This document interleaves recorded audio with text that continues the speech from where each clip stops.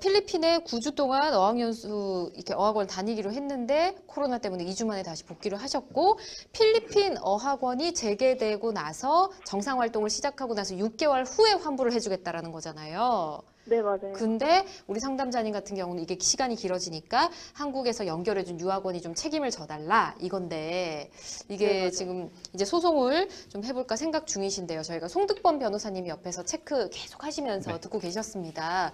방법이 네. 있는지부터 좀 알아볼게요. 우선 이런 상황이신 분들이 꽤 많으실 것 네, 같아요. 그러니까요. 예. 예, 안녕하세요. 송득범 변호사입니다. 아, 네, 안녕하세요. 안 그래도 지금 사연자님 말씀 드려서 많이 안타깝기도 한 게 지금 코로나 때문에 이런 어학연수나 뭐 유학이나 관련해서 피해를 입으신 분들이 굉장히 많은 상태예요. 그래서 네네.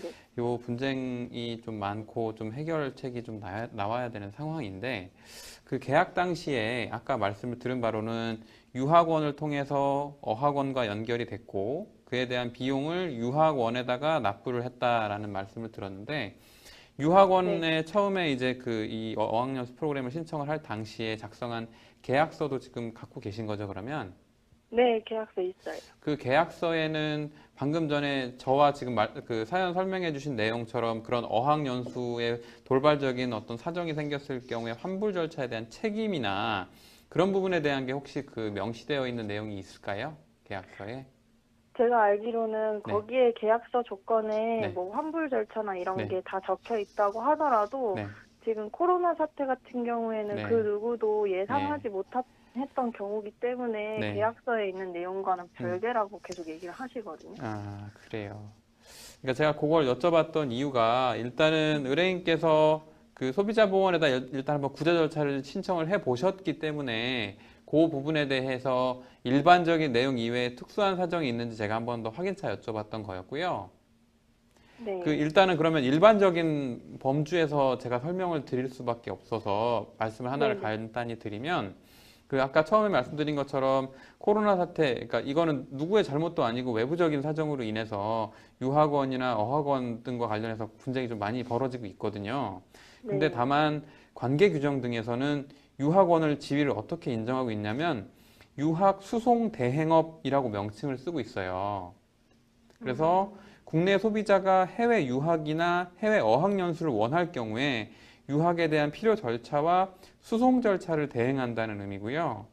그래서 네. 유학 수송 대행업과 관련해서는 소비자보호원에서 제정한 소비자 분쟁 해결 기준 그리고 공정거래위원회에서 제정한 유학 절차 대행 표준 약관을 기준으로 판단할 수밖에 없는 상황이라서 근데 말씀드린 소비자보호원이나 공정거래위원회에서 정한 보호 대상은 주로 어떻게 보호를 하고 있는 거냐면 유학원이 이제 어학원을 확보하지 않은 상태에서 실제로 유학도 못 보내주는 그런 분쟁 상황이 생기거나 혹은 처음에는 내가 이 나라를 가려고 했는데 마음이 바뀌어서 안 가고 싶어요 라고 했을 때 소비자를 보호하는 내용이 정해져 있는 거거든요. 그래서 뭐 20%, 30%, 50%, 100%의 단계별로 환불받을 수 있는 내용을 정하고 있는데 해당 기준에 제가 좀 안타까운 부분이 뭐냐면 해당 기준에 따르면 유학 대행 업체는 출국 수속까지 이루어진 경우에는 유학 절차 대행료에서 100%를 공제하도록 정하고 있어요. 그러니까 의뢰인께서는 이미 필리핀에 대한 어학원에 대해서 이미 가셨고 가서 2주 동안 수업을 듣다가 코로나 때문에 나머지 7주를 못 들은 상황이기 때문에 정확하게는 이 분쟁의 상대방이 어학원을 상대로 너네가 나에게 수업 을 다 제공하지 못한 상태니까 나머지 부분에 대해서 나에게 환불을 해줘라. 물론 그쪽에서는 이제 뭐 바우처니 선택을 하게 하는 절차를 진행했지만 결론적으로는 저희가 법적으로 따져봤을 때는 책임의 상대방이 어학원이거든요. 그래서 다만 법적인 책임이 어학원이지만 혹시나 제가 여쭤봤던 게 계약 당시에 유학원이 이런 분쟁 상황에 대해서 자기네들이 좀 더 책임을 질 수 있는 여지가 담겨 있는 내용이 들어가 있다면 좀 한번 유학원까지도 한번 해볼 수 있지 않을까 그런 부분 때문에 여쭤봤던 건데 안타깝게도 지금 일단 이 부분에 대해서 추가적으로 아마 이 후발적인 외부적인 사정 때문에 뭐 여행사도 그렇고 어학원, 유학원도 마찬가지라서 소비자보호원이나 정부에서 추가적인 조치가 생길 수는 있을 것 같기는 해요. 그런데 왜냐하면 이게 어느 한쪽의 말만은 들어줄 수 없는 게 또 그쪽 업체들도 또 경제적인 피해를 입고 있는 상황이라서 현재 정해진 기준상으로는 일단은 제가 드릴 수 있는 말씀은 아까 물어보신 거에 답을 먼저 드린다면 현실적으로는 어학원의 환불 절차를 좀 기다려 봐야 될 것 같다. 그게 일단 답이고요. 다만 하나 더 말씀드리고 싶은 건 네. 그 질문자께서 아까 말씀하신 부분도 굉장히 맞는 말이거든요. 그러니까 비용을 실제로 지급하고 납부하고 하는 거에 대한 수령처가 유학원이었으니까 어학원에서도 그 돈을 안 돌려주겠다는 건 아니고 돌려주겠다고 했는데 다만 여기서 문제가 되는 건 이미 3월 달에 이 귀국을 하셨는데 지금 11월이 8개월이나 지난 상황인데도 전혀 환불 절차가 진행되지 않고 있는 상황이니까 적어도 유학원 측에서 그 어학원에다가 환불 시기에 대해서 뭐 업무 개시 이후라고 하는 건 굉장히 너무 불확정적이거든요.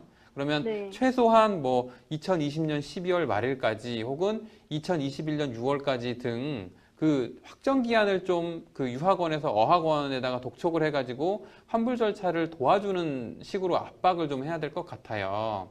그러니까 아까 말씀드린 것처럼 직접적으로 그 유학원을 상대로 소송을 제기해서 대신 돈 줘라고 한다고 하면 그 계약 내용이나 관련 규정 때문에 조금 한계가 있지만 말씀드린 것처럼 실제적인 프로세스는 유학원을 통해서 어학원을 저희가 가게 됐던 거였고 향후에 네. 나중에 상황이 풀리고 나면 또 다시 그 유학원을 통해서 뭐 필리핀이 아니라 다른 나라를 또 가실 수도 있는 거니까 적어도 이 건과 관련된 분쟁에서는 유학원이 좀 적극적으로 개입을 해서 환불에 대한 시기만이라도 정확히 확정 기한으로 못 박을 수 있게 유학원 쪽에다가 좀 요청을 해서 그런 도움을 그러니까 지금 말씀하시면 유학원 쪽에서는 하는 얘기는 이거 환불해 주는 건 우리 책임이 아니다. 어학원에서 돌려주는 거라 우리도 방법이 없다는 말만 할 건데 돈을 네. 달라는 요구가 아니라 적어도 환불에 대한 그 확정 기한이라도 어학원을 좀 압박해서 혹은 확답을 받을 수 있게 그런 걸 좀 도와달라. 그러면 유학원 입장에서는 어쨌건 계속 학생들을 확보해서 영업을 해야 되는 상황이니까 적어도 그것까지도 아예 나몰라라 하기는 좀 어려울 것 같거든요. 그러니까 그런 식으로 유학원을 좀 압박하는 식으로 가시는 게 어떨까 제가 생각하기에는 일단은 네. 그렇습니다.